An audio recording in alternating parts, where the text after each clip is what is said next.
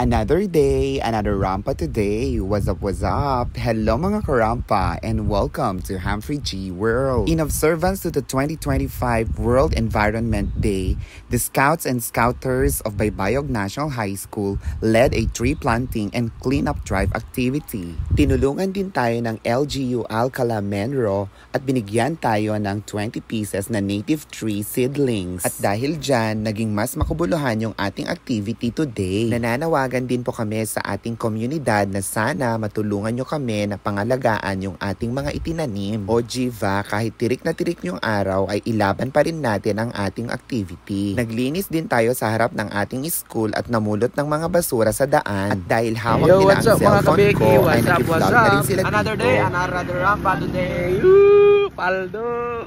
Bato sa ay. Na. Dito kami mga kabeki. Ay, okay. At yan naman si Adrian, ang ating first runner-up during the Provincial Jamboree Scouts Pageant. O Jiva, for the kulitan na naman sila. Hindi mo talaga ramdam yung pagod lalo na pag ganito yung mga kasama mo. At sana masuportahan nyo rin po kami sa aming mga susunod pang activities. Maraming salamat din po sa ating mga minamahal na magulang at pinagkatiwala ninyo yung mga anak ninyo sa amin. O siya, marami pa kaming gagawin. Hanggang dito na lang mga karampa. Thank you for watching and see you in my next vlogs. Bye!